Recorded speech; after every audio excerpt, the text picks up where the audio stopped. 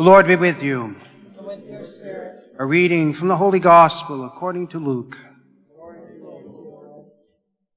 Jesus said to his disciples, "To you who hear I say, love your enemies, do good to those who hate you, bless those who curse you, pray for those who mistreat you. To the person who strikes you on one cheek, offer the other one as well. From the person who takes your cloak, do not withhold even your tunic. Give to everyone who asks of you, and from the one who takes what is yours, do not demand it back. Do to others as you would have them do to you. For if you love those who love you, what credit is that to you? Even sinners love those who love them. And if you do good to those who do good to you, what credit is that to you? Even sinners do the same. If you lend money to those from whom you expect repayment, what credit is that to you? Even sinners lend to sinners and get back the same amount.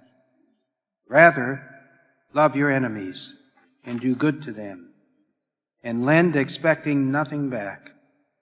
Then your reward will be great, and you will be children of the Most High. For he himself is kind to the ungrateful and the wicked. Be merciful, just as your Father is merciful. Stop judging, and you will not be judged. Stop condemning, and you will not be condemned. Forgive, and you will be forgiven. Give, and gifts will be given to you. A good measure, packed together, shaken down and overflowing, will be poured into your lap. For the measure with which you measure will in turn be measured out to you." The Gospel of the Lord. Praise to you, Lord Jesus Christ.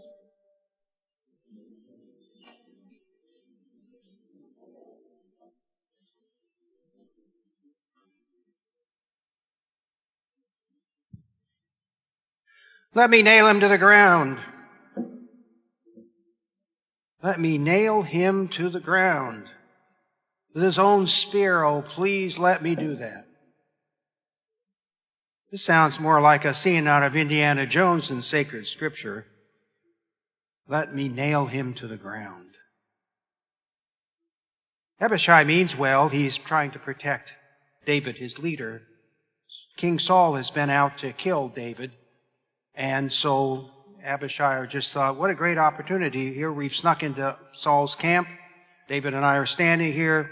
We have Saul's spear right here stuck in the ground. Let's nail him. And it'll only take one thrust, and that'll be the end of Saul. But David says no. He said, no, don't do that. Because this is God's anointed one. It's not right that we do that to him. And so as we heard in the first reading, he and Abishai go out of the camp and cross the ravine and stand up and taunt Saul's people. We were there and we could have killed him, but we didn't. And if you want to, send somebody over here and I'll give you back Saul's spear.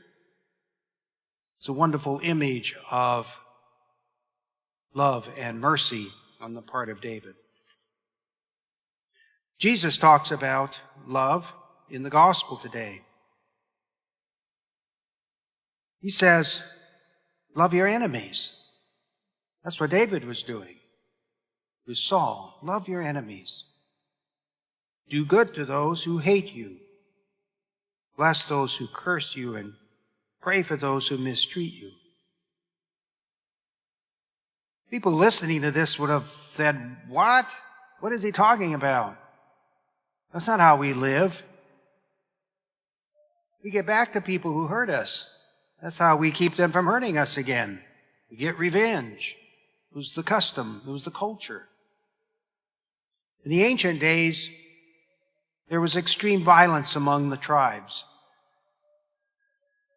And the culture adopted a belief, a saying, a standard. An eye for an eye and a tooth for a tooth. What that meant, that if someone came and stole your sheep, You couldn't go and kill his whole flock. You'd only be allowed to go steal his sheep. If your neighbor came and killed your brother, you were allowed under this standard to go and kill his brother. But you couldn't kill the whole family. You put a limit on the violence. So that's what the people were used to. You control other people by revenge. Do to me, I'll do it to you back. It's like kids in the back of the car. One socks one, the other one has to sock the other back to make it even. But Jesus says, don't do that. Don't give it revenge on your enemies. Don't seek retribution. Love your enemies. Love them. Love the people who hate you. Love your enemies. Do good to those who mistreat you. This was a powerful statement, and it sets the tone for the entire gospel. Love those who hate you.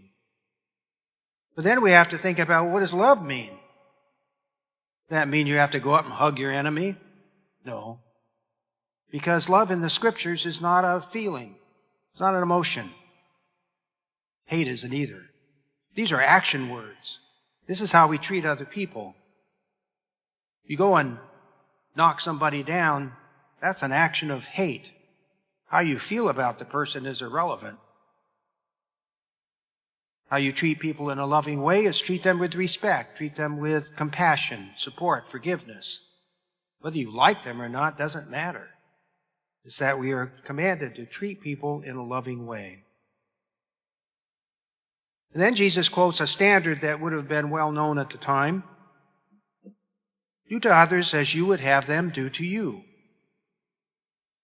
Do to others as you would have them do to you. What that does is it makes us our own standard of morality. Don't need to read it in a book. Don't need to have somebody tell you. Know it in your heart. Do to others as you would have them do to you. There was a famous rabbi at the time of Jesus. His name was Hillel. And he said, whatever is hateful to you, do not do to anyone else.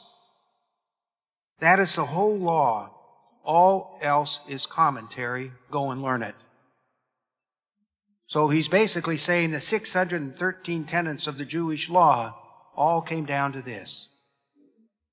Whatever you hate, don't do that to anybody else. Become your own standard. St. Augustine said that we are hardwired for God. He didn't say that, but that's what he meant. We are hardwired to God. We are made for God. We have this longing for the Lord. It's how He created us. Whether you're a Christian, you're Jewish, you're Muslim, or unchurched, it doesn't matter. We're all made that way, wired for God. We have this yearning for God. Now, we may not know what we're yearning for. You have that yearning feeling, and it sort of is deep in your heart. Maybe that will prompt you to go out and buy a new car. Go out to dinner. Go to the coast on vacation. Go to the mall. Go buy yourself something. You think that's what the yearning is about. But then the yearning comes back after we've done that. We're okay for a while. Now the yearning's back. Because the yearning wasn't about all of that. We are not yearning for stuff in this world. Our whole being is yearning to go back to God from where we came. It's like metal fragments to a magnet. Just catches them. You're just drawn to it. How it is. We are drawn to God in that same way. But in our heart, God set a morality. A morality. Don't learn it in a book. We know what we're supposed to be doing, whether we're churched or unchurched, whether we're Christian or pagan or whatever our issues are. In our heart, we know what we're supposed to do. Do to others as you would have them do to you. Children are really attentive to this. They say, oh, that's not fair. That's not right. And so they're very vocal sometimes because they haven't They believe in it. Do to others as you would have them do to you. In this way, we become our own standard in our heart. We know that. We know what to do. If you don't like it, don't do it to someone else. Don't need to overthink it. Just don't do it. Jesus tells us later in the gospel, stop judging. Stop judging. This world is full of judgment. People are constantly judging each other. Jesus is saying, stop it. Stop the judging. And you will not be judged. Stop condemning, and you will not be condemned. Forgive, and you will be forgiven. Say that in the Our Father every time we say that prayer. Forgive us our trespasses as we forgive those who trespass against us. Do not forgive, you will not be forgiven. That's what Jesus says. It's simple. Some of the most profound truths of Christianity are so simple. You can teach them to a child. He says, for the measure with which you measure will in turn be measured out to you. A measure. In those days it was a basket. This is a metaphor that Jesus is using. It's a basket, and when you went to buy wheat from the merchant would fill the basket with wheat. And then he'd shake it. And then he'd pound it down so you got your fair share and leveled it up at the top. And he poured it in your lap in the sense that he gave it to you. And you got your fair share. You got your measure. So Jesus is saying in terms of our moral behavior, the measure with which you measure the basket is what will be measured unto you. Same basket, same measure. You judge other people, you will be judged. This is very freeing. The pagan gods were very violent, very cruel in the imagination of their believers. God's not like that. Although in the Old Testament you get hints that maybe they thought he was. God was like a pagan god. But he's not. And Jesus came and talked about God your Father, not out here to condemn you. He's here to help you. In fact, he loves you so much, you're going to write your own ticket to salvation. Because as you treat other people, you will be treated. That's not a threat, that's freedom. That's freedom. The ticket to get on the train to freedom is how we treat each other. Love the people who hate you. Don't get revenge on them. Don't judge others. You hear of that so much in the world today. Even in the press, people out there, he's a bad Catholic. He's a bad Christian. Don't let them go to communion. They're not doing what we think. That's judging. Jesus says don't do that. Don't do what Jesus says. How can we be Christian? This is the heart of the gospel, because what the point of Jesus coming to this world was to establish the reign of God. And this is how it's established.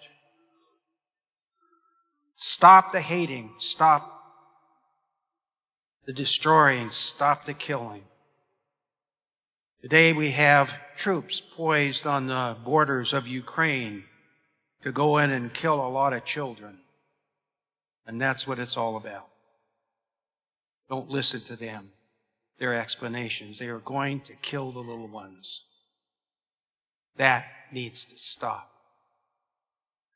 And what we can do in our lives is to live out what Jesus is telling us in this gospel.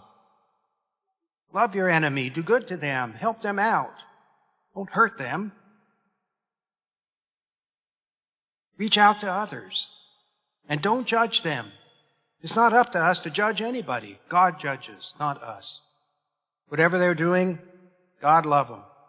But it's not us to judge other people. Now we can hate what they're doing. We don't like it. We don't approve of it. But we don't judge the person. That's what's important.